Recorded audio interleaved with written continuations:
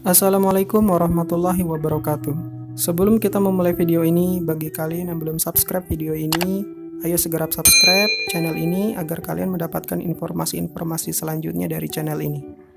Kali ini admin akan membahas tentang biografi Imam Syafi'i. Imam Syafi'i yang dikenal sebagai pendiri mazhab Syafi'i memiliki nama lengkap Muhammad bin Idris Asy-Syafi'i Al-Quraisy dengan kunyah atau gelar bagi orang Arab Abu Abdillah. Nasab beliau secara lengkap adalah Muhammad bin Idris bin Al-Abbas bin Utsman bin Syafi'i bin As-Saib bin Ubay bin Abdu Zaid bin Hashim bin Al-Muttalib bin Abdu Manaf bin Qusay.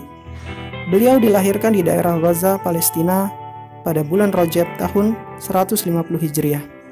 Pada tahun itu pula Abu Hanifah wafat, sehingga dikomentari oleh Al-Hakim sebagai isyarat bahwa beliau adalah pengganti Abu Hanifah dalam bidang yang ditekuninya.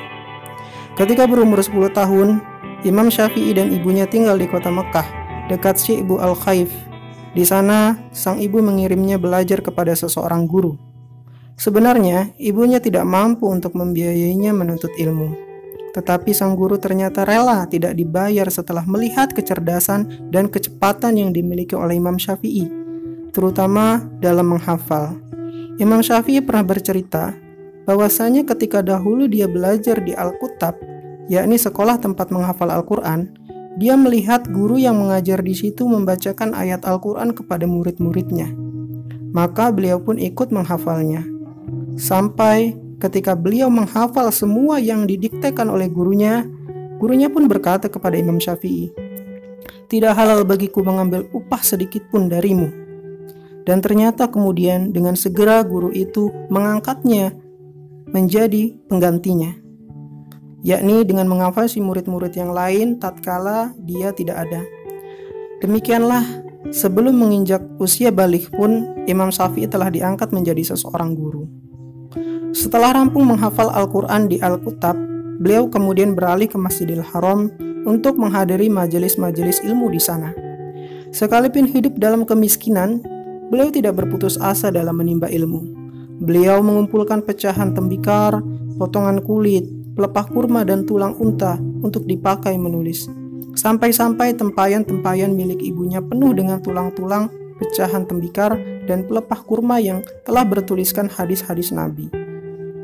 Dan itu terjadi pada saat beliau belum berusia baligh, sampai dikatakan bahwa beliau telah menghafal Al-Quran pada usia 7 tahun, lalu membaca dan menghafal kitab Al-Muwatta karya Imam Malik pada usia 12 tahun sebelum beliau berjumpa langsung dengan Imam Malik di Madinah.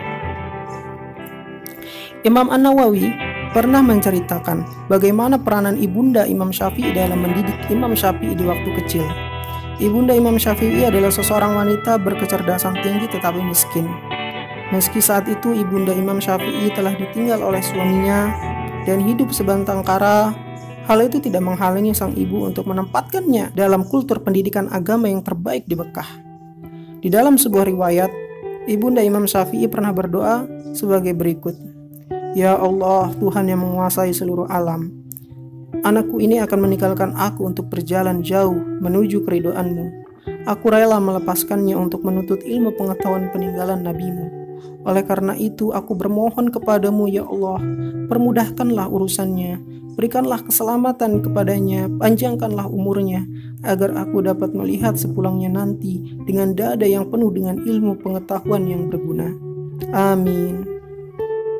Meskipun dibesarkan dalam keadaan yatim dan kondisi keluarga yang miskin, hal tersebut tidak menjadikan beliau rendah diri, apalagi malas. Sebaliknya, keadaan itu membuat beliau semakin giat menuntut ilmu. Beliau banyak berdiam di Masjid Al-Haram, di mana beliau menuntut ilmu pada ulama-ulama dalam berbagai bidang ilmu. Kekuatan hafalan Imam Syafi'i sangat mencengangkan, sampai-sampai seluruh kitab yang dibaca dapat dihafalnya. Ketika beliau membaca satu kitab, beliau berusaha menutup halaman yang kiri dengan tangan kanannya karena khawatir akan melihat halaman yang kiri dan menghafalnya terlebih dahulu sebelum beliau hafal halaman yang kanan. Beliau juga telah mencapai kemampuan berbahasa yang sangat indah. Kemampuan beliau dalam mengubah syair dan ketinggian mutu bahasanya mendapat pengakuan dan penghargaan yang sangat tinggi oleh orang-orang alim yang sejaman dengan beliau. Demikian tinggi prestasi-prestasi keilmuan yang telah beliau capai dalam usia yang masih sangat belia, sehingga guru-gurunya membolehkan beliau untuk berfatwa di Masjid Al-Haram. Ketika itu, beliau bahkan baru mencapai usia 15 tahun. Wallahu a'lam bishawab. Semoga dapat menginspirasi. Jangan lupa like, subscribe, dan share-nya. Wabillahi taufiq wal hidayah. Assalamualaikum warahmatullahi wabarakatuh.